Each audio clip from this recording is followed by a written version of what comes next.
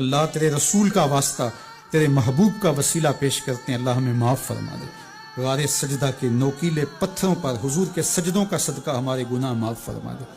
اے اللہ، حضور کی آنکھوں سے امت کے لیے بہے ہوئے آنسوؤں کا صدقہ ہمیں معاف کر دیا جائے۔ تمہیں حضور علیہ السلام کی لاڈلی بیٹی حضرت سیدہ فاطمہ تو زہرا کا وسیلہ پیش کرتے ہیں۔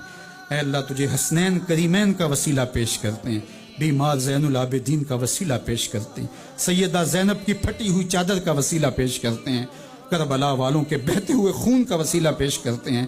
میرے مالک ہمیں معاف کر دے۔ اللہ ہمارے ماں باپ کی مغفرت فرما، ہمارے بہن بھائیوں کی مغفرت فرما، ہمارے بچوں کی مغفرت فرما، ہماری اولادوں کو راہ دین پہ مستقیم رکھنا۔ اللہ، جہاں جہاں لوگ ان دعاؤں پہ آمین کہہ رہے ہیں، ان کی جو التجائیں ہیں اپنی بارگاہ میں قبول فرما۔ جو والدین اپنے بچوں کے لیے نیک رشتوں کی تلاش میں سرگرداں ہیں، اللہ ان کے لیے صالح اسباب مہیا فرما۔